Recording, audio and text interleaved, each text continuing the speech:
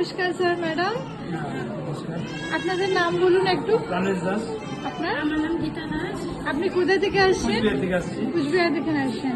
আপনি কোন ডক্টরের আন্ডারে ছিলেন? ডক্টর প্রসেনজিৎ কুমার রায়। ডক্টর প্রসেনজিৎ কুমার রায়। স্যারের ট্রিটমেন্ট আপনাকে কেমন লাগছে?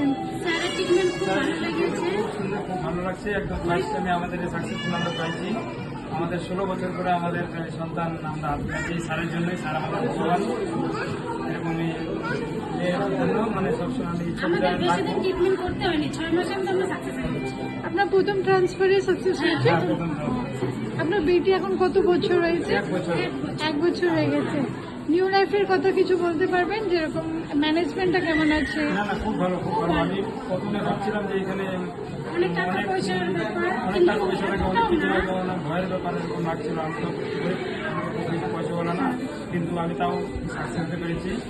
মানে রেঞ্জার একটু হয়েছে কিন্তু সাকসেস হতে পেরেছি। লাস্টে আপনি খুশি আছেন? হ্যাঁ, খুব খুশি আছি। Thank you, congratulation.